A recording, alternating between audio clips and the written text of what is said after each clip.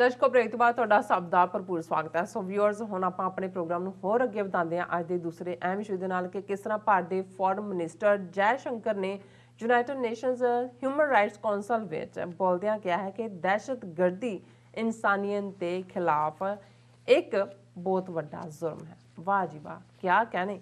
ਸੋ ਦੁਨੀਆ ਦਾ ਸਭ ਤੋਂ ਵੱਡਾ ਜਿਹੜਾ ਦਹਿਸ਼ਤਗਰਦ ਹੈ ਮੁਲਕ UN ਵਿੱਚ ਅਮਨ ਤੇ ਪਿਆਰ ਦੇ ਨਗਮੇ ਗਾ ਰਿਹਾ। ਸੋ ਇਸ ਬਾਰੇ ਆਪਾਂ ਵਿਚਾਰ ਚਰਚਾ ਕਰਨ ਜਾ ਰਹੇ ਹਾਂ। ਸੋ ਅਸੀਂ ਚਾਹਾਂਗੇ ਕਿ ਤੁਸੀਂ ਨਾਲ ਇਸੇ ਤਰ੍ਹਾਂ ਹੀ ਬਣੇ ਰਹਿਣਾ। ਦੇਖਣ ਸੁਣਨ ਲਿਖਣ ਲਈ ਤੁਹਾਡਾ ਸਭ ਦਾ ਬਹੁਤ ਬਹੁਤ ਸ਼ੁਕਰੀਆ ਜੀ। ਡਾਕਟਰ ਸਾਹਿਬ, ਕੀ ਕਹਿਣਾ ਚਾਹੋਗੇ?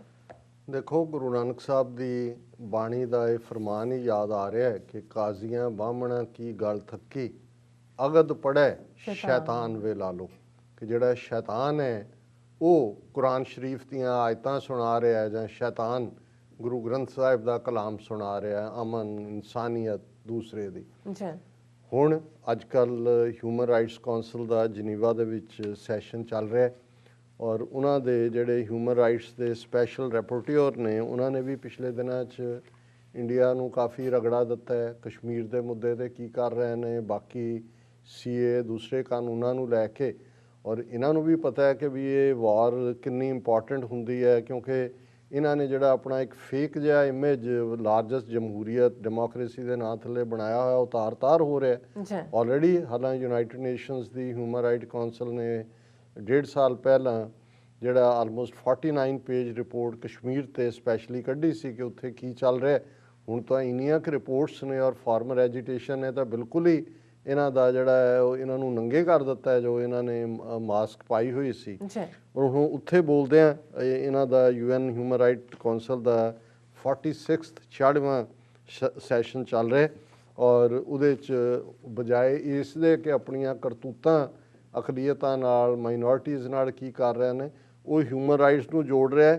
ਉਹਨਾਂ ਨੇ ਕਿਹਾ ਕਿ human rights is seen in the way the government has handled the pandemic. ਹੁਣ ਇਹਨਾਂ ਨੂੰ ਕੋਈ ਪੁੱਛੇ ਵੀ ਜੇ ਤੁਹਾਡੇ ਈਵਨ ਪੈਂਡੇਮਿਕ 'ਚੋਂ ਵੀ ਦੇਖਣਾ ਹੋਏ ਹਿਊਮਨ ਰਾਈਟਸ, ਤੁਹਾਡੀ ਤਾਂ ਹਕੂਮਤ, ਤੁਹਾਡੀਆਂ ਅਦਾਲਤਾਂ, ਤੁਹਾਡੇ ਮੀਡੀਆ ਨੇ ਔਰ ਤੁਹਾਡੇ ਤੁਸੀਂ ਤਾਂ ਇਹਨੂੰ ਵੀ ਜਿਹੜਾ ਕਰੋਨਾ ਵਾਇਰਸ ਨੂੰ ਜਿਹਾਦੀ ਵਾਇਰਸ ਕਹਿ ਕੇ ਜਿਵੇਂ ਸੈਂਕੜਿਆਂ ਮੁਸਲਮਾਨਾਂ ਨੂੰ ਫੜਿਆ, ਈਵਨ ਜਿਨ੍ਹਾਂ 'ਚ ਫੋਰਨ ਨੈਸ਼ਨਲ ਸੀ ਜਿਹੜੇ ਗਏ ਹੋਏ ਦਿੱਲੀ ਦੇ ਸਮਾਗਮ 'ਚ ਤਬਲੀਗੀ ਜਮਾਤ ਦੇ ਸਮਾਗਮ ਦੇ ਵਿੱਚ, ਔਰ ਤੁਸੀਂ ਕਿਵੇਂ ਫਿਰ ਉਹਨੂੰ ਬਣਾ ਕੇ ਬਦਨਾਮ ਕੀਤਾ, ਕਿਵੇਂ ਆਮ ਮੁਸਲਮਾਨ ਈਵਨ ਰੇਹੜੀ ਵਾਲਿਆਂ ਦਾ ਵੀ ਬਾਈਕਾਟ ਕਰਵਾਇਆ। ਇਹ ਸਾਰਾ ਜਿਹੜਾ ਆਪਣੇ ਆਪ ਜਿਹਨੂੰ ਉਹ ਕਹਿ ਰਹੇ ਨੇ ਜੀ ਅਸੀਂ ਬੜਾ ਹਿਊਮੈਨੀਟੇਰੀਅਨ ਇਸ਼ੂ ਹੈਂਡਲ ਕੀਤਾ। ਸਭ ਤੋਂ ਜ਼ਿਆਦਾ ਨਫ਼ਰਤ ਇਹਨਾਂ ਨੇ ਈਵਨ ਉਸ ਦੌਰ 'ਚ ਫੈਲਾਈ ਔਰ ਉੱਥੇ ਉਹ ਖਲੋ ਕੇ ਕਹਿ ਰਿਹਾ ਕਿਸ ਹੱਦ ਤੱਕ ਇਹ ਸੱਚਮੁੱਚ ਹੀ ਸ਼ੈਤਾਨ ਦੀ ਔਲਾਦ ਨੇ। ਕਹਿ ਰਿਹਾ terrorism continues to be one of the gravest threats to humankind. It is crime against humanity and violates the most fundamental human right, namely right to life. Terrorism can never be justified nor its perpetrators ever equated with its victims. ਹਾਲਾਂ ਇਹਨਾਂ ਦਾ ਹੀ ਸ਼ਤਰੂਘਨ ਸਿਨਹਾ ਜਿਹੜਾ MP ਜਾਂ ਦੂਜਾ ਰਿਹਾ ਉਹਨੇ ਕਿਹਾ ਦਹਿਸ਼ਤਗਰਦੀ ਸਿਰਫ ਬੰਦਾ ਮਾਰਨ ਨੂੰ ਨਹੀਂ ਕਹਿੰਦੇ, ਜਿਹੜੀ ਤੁਸੀਂ ਨਫ਼ਰਤ ਫੈਲਾ ਰਹੇ ਹੋ ਜਿਸ ਨਫ਼ਰਤ ਤੋਂ ਬਾਅਦ ਬੰਦੇ ਮਾਰੇ ਜਾਂਦੇ ਨੇ ਇਹ ਵੀ ਆਪਣੇ ਆਪ 'ਚ ਟੈਰਰਿਜ਼ਮ ਹੈ। ਔਰ ਇਹ ਤਾਂ ਸਿੱਧੇ ਦਹਿਸ਼ਤਗਰਦ ਮੋਦੀ ਵੀ, ਅਮਿਤ ਸ਼ਾਹ ਵੀ, ਹਜ਼ਾਰਾਂ ਮੁਸਲਮਾਨਾਂ ਦੇ ਕਾਤਲ ਔਰ ਪਿਛਲਾ 7 ਸਾਲ ਦਾ ਇਹਨਾਂ ਦਾ ਰਿਕਾਰਡ ਦੇਖ ਲਓ ਔਰ ਕਿਸ ਕਿਸਮ ਦੇ ਉਹ ਕਨਪਾਟਾ ਗੁੰਡਾ ਜੋਗੀ ਰੱਖਿਆ ਫੇਕ ਐਨਕਾਊਂਟਰ ਬਣਾਉਣ ਦੇ ਲਈ, ਉੱਥੇ ਮਾਹੌਲ ਕੀ ਸਿਰਜਿਆ ਹੋਇਆ। ਔਰ ਉਹਨੂੰ ਬੜੀ ਤਕਲੀਫ ਹੋਈ ਜੈ ਸ਼ੰਕਰ ਨੂੰ ਕਿ ਉਹਨੇ ਇਹ ਕਿਹਾ ਕਿ ਜੀ ministers comments came days after India reacted angrily to observations by special rapporteurs on minority issues and freedom of religion or belief on apparent erosion of rights in Kashmir and rest of India. The ministry had termed the observations as deplorable ਕਿ ਜੀ ਇਹ UN ਨੇ ਜਿਹੜੀਆਂ observe ਕੀਤੀਆਂ ਕੰਡੈਮਨੇਬਲ ਨੇ, ਡੈਪਲੋਰੇਬਲ ਨੇ। ਇਹ ਜਿਹੜਾ ਉਹਨੇ ਕਿਹਾ ਜੀ ਅਸੀਂ ਤਾਂ ਹਿਊਮਨ ਰਾਈਟਸ ਕੌਂਸਲ ਨਾਲ ਸਪਿਰਿਟ ਆਫ ਐਨਗੇਜਮੈਂਟ, ਡਾਇਲੋਗ, ਕੰਸਲਟ, ਜਿਵੇਂ ਬਾਹਮਣ ਮਾਰ ਹੈ ਝੂਠ ਦੇ ਜਿਹੜੇ ਨੇ ਉਹ ਲਿਫਾਫੇਬਾਜ਼ੀ ਵਾਲੀ ਔਰ ਲੱਛੇਦਾਰ ਜ਼ਬਾਨ ਇਸਤੇਮਾਲ ਕਰਨ ਦੇ, ਪਰ ਇਹ ਹਿਊਮਨ ਰਾਈਟ ਕੌਂਸਲ 'ਚ ਪੂਰੀ ਤਰ੍ਹਾਂ ਨੰਗੇ ਹੋਏ ਨੇ। ਔਰ ਗੱਲ ਉੱਥੇ ਅੱਜ ਮਾਹੌਲ ਕੀ ਹੈ ਹੁਣ, ਬੇਸ਼ੱਕ ਜਦੋਂ ਅਸੀਂ ਬਾਲੀਵੁੱਡ ਦੇ ਹਵਾਲੇ ਨਾਲ ਦੇਖਦੇ ਕਿ ਕੁਛ ਨਾ ਕੁਛ ਸ਼ਖਸੀਅਤਾਂ ਨੇ ਜਿਨ੍ਹਾਂ ਨੇ ਆਵਾਜ਼ ਚੁੱਕੀ ਔਰ ਇਹ ਸਿੱਖਾਂ ਦੀ ਕੁੜੀ ਹੈ ਗੁਲ ਪੈਨਾਂਗ, ਆਮ ਆਦਮੀ ਪਾਰਟੀ ਦੀ, ਇਹਨੇ ਚੋਣ ਵੀ ਲੜੀ ਉਹਦੀ ਟਿਕਟ 'ਤੇ।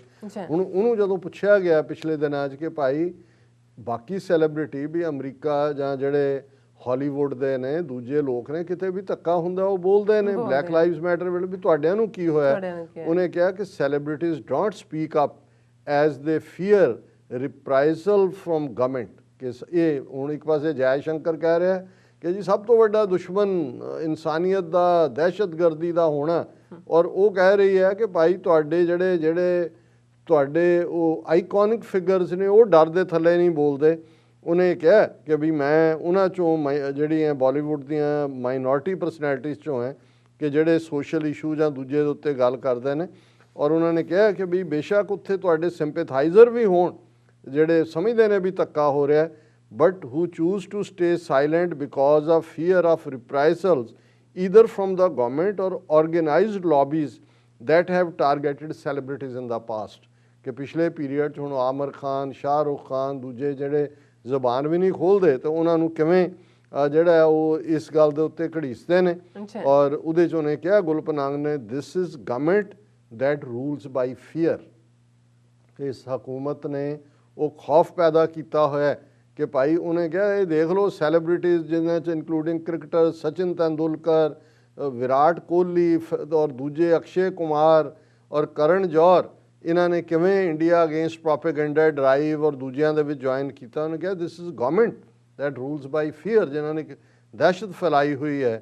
ਦਾ previous government could be mocked as they were not afraid, but clearly this government is hyper sensitivity to mockery and they rule by fear, so they have instilled fear and effectively taken away your ability to speak on things that you want to speak। ਇੰਨਾ ਡਰ ਪੈਦਾ ਕਰ ਦਿੱਤਾ ਹੈ ਕਿ ਜਿਹੜੀ ਤੁਹਾਡੀ ਬੋਲਣ ਦੀ ਸਮਰੱਥਾ ਹੈ ਉਹ ਵੀ ਤੁਹਾਡੇ ਤੋਂ ਖੋਹ ਲਈ ਗਈ ਹੈ। ਔਰ ਅੱਜ ਇੱਕ ਜਿਹੜੀ ਪੋਜ਼ਿਟਿਵ ਡਿਵੈਲਪਮੈਂਟ ਦਿੱਲੀ ਦੇ ਹਵਾਲੇ ਨਾਲ ਹੋਈ, ਔਰ ਖਾਸ ਤੌਰ ਤੇ ਦਿਸ਼ਾ ਰਾਵੀ 22 ਸਾਲਾ ਕਲਾਈਮੇਟ ਐਕਟਿਵਿਸਟ, ਉਹਨੂੰ ਜਿਹੜੀ ਹੈ 1 ਲੱਖ ਦੇ ਜ਼ਾਤੀ ਮੁਚਲਕੇ ਦੇ ਉੱਤੇ ਜਿਹੜੀ ਹੈ ਉਹ ਜ਼ਮਾਨਤ ਦਿੱਤੀ ਗਈ।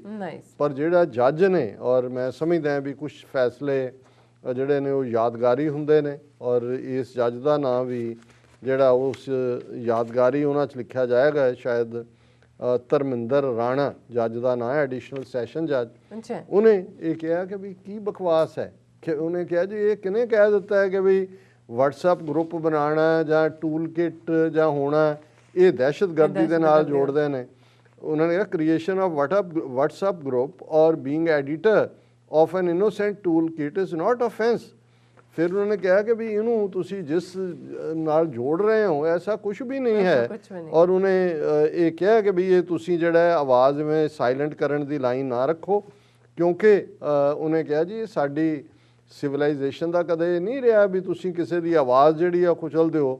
ਔਰ ਕੋਈ ਜਿਹੜਾ ਜੋ ਵੀ ਦਿੱਲੀ ਪੁਲਿਸ ਨੇ ਸਬੂਤ ਦਿੱਤਾ ਹੈ ਕੋਈ ਉਹਦੇ 'ਚ ਸਭ ਸਕੈਚੀ ਨੇ, ਕੋਈ ਕੰਕਰੀਟ ਐਵੀਡੈਂਸ ਨਹੀਂ ਹੈ। ਔਰ ਉਹਨੇ ਕਿਹਾ ਕਿ ਵੀ ਜਿਹੜੇ ਸਿਟੀਜ਼ਨਸ ਹੁੰਦੇ ਨੇ they are conscious keepers of government in any democratic nation, they can not be put behind bar simply because they choose to disagree with the state policies. ਕਿ ਵੀ ਇਹ ਤੁਸੀਂ ਮਖੌਲ ਬਣਾਇਆ ਹੋਇਆ ਕਿ ਵੀ ਜਿਹੜਾ ਸਟੇਟ ਪਾਲਿਸੀਜ਼ ਨਾਲ ਡਿਸਐਗਰੀ ਕਰਦੇ ਨੇ। ਉਹਨੇ ਕਿਹਾ the offence of sedition can not be invoked to minister to the wounded vanity of the governments. ਕਿ ਵੀ ਤੁਹਾਡੇ ਸਰਕਾਰ ਦੀ ਹਉਮੈ ਦੇ ਉੱਤੇ ਕਿਸੇ ਨੇ ਚੋਟ ਕੀਤੀ ਹੋਏ ਤੇ ਤੁਸੀਂ ਉਸ ਹਉਮੈ ਦੇ ਐਰੋਗੈਂਸ 'ਚੋਂ ਫਿਰ ਜਿਹੜਾ ਉਹ ਰਾਜ ਧਰੋਹ ਸੈਡੀਸ਼ਨ ਦਾ ਲੈ ਕੇ ਆਓ, ਇਹ ਐਕਸੈਪਟੇਬਲ ਨਹੀਂ ਹੈ। ਔਰ ਇਹ ਰਾਈਟ ਟੂ ਡਾਈਸੈਂਟ ਆਰਟੀਕਲ 19 ਦਿੰਦਾ। ਬੜੀ ਲੰਬੀ ਚੌੜੀ ਜਿਹੜੀ ਹੈ ਜਜਮੈਂਟ ਹੈ, ਔਰ ਇਸ ਬੱਚੀ ਦਾ ਬਾਹਰ ਆਉਣਾ ਇਹ ਖੁਸ਼ੀ ਦੀ ਗੱਲ ਹੈ। ਪਰ ਹੁਣ ਇਹ ਬੇਸ਼ੱਕ ਕਿਉਂਕਿ ਇਹ ਮੁੱਦਾ ਆਲਰੇਡੀ ਇਸ ਦੇ ਉੱਤੇ ਗ੍ਰੇਟਾ ਥਨਬਰਗ ਨੇ ਅਗੇਨ ਟਵੀਟ ਕਰਕੇ ਸਪੋਰਟ ਕੀ। ਉਹਨੇ ਕਿਹਾ ਜੀ ਤੁਸੀਂ ਆਵਾਜ਼ ਬੰਦ ਨਹੀਂ ਕਰ ਸਕਦੇ। ਦੁਨੀਆ 'ਚ ਵੀ ਪ੍ਰੋਟੈਸਟ ਹੋਇਆ ਔਰ ਹੈ ਵੀ, ਤੁਸੀਂ ਬੰਗਲੌਰੂ ਤੋਂ ਚੁੱਕ ਕੇ ਲਿਆਏ ਹੋ ਇੱਕ ਇਨੋਸੈਂਟ ਬੱਚੀ ਨੂੰ। ਲੇਕਿਨ ਦੇਖਣਾ ਇਹ ਹੋਏਗਾ, ਔਰ ਅਸੀਂ ਧਰਮਿੰਦਰ ਰਾਣਾ ਐਪਰੀਸ਼ੀਏਟ ਕਰਦੇ ਹਾਂ ਕਿ ਭਾਈ ਉਹਨੇ ਫੋਰਸਫੁਲੀ ਹਕੂਮਤ ਦਾ ਜਿਹੜਾ ਇਹ ਸਾਰਾ ਪ੍ਰੋਪੇਗੈਂਡਾ ਮਸ਼ੀਨਰੀ ਹੈ ਉਸ ਨੂੰ ਆਨਸਰੇਬਲ ਬਣਾਇਆ। ਪਰ ਹੁਣ ਇਹੀ ਜਦੋਂ ਦੀਪ ਸਿੱਧੂ ਦਾ ਮੁੱਦਾ ਆਏਗਾ, ਕਿਉਂਕਿ ਅਜੇ ਤਾਂ ਜੁਡੀਸ਼ੀਅਲ ਰਿਮਾਂਡ 'ਚ ਭੇਜਿਆ ਜਾਂ ਜਿਹੜੇ ਹੋਰ, ਉਦੋਂ ਇਹ ਕੋਰਟ ਪਰਖੇ ਜਾਣਗੇ। ਕਿਉਂਕਿ ਜਦੋਂ ਸਿੱਖਾਂ ਦਾ ਮੁੱਦਾ ਆਉਂਦਾ ਹੈ ਉਦੋਂ ਸਿੱਖ ਨੇ ਕੁਛ ਕੀਤਾ ਜਾਂ ਨਹੀਂ ਕੀਤਾ ਉਹ ਫਿਰ ਵੀ ਦੇਸ਼ ਧਰੋਹੀ ਹੈ।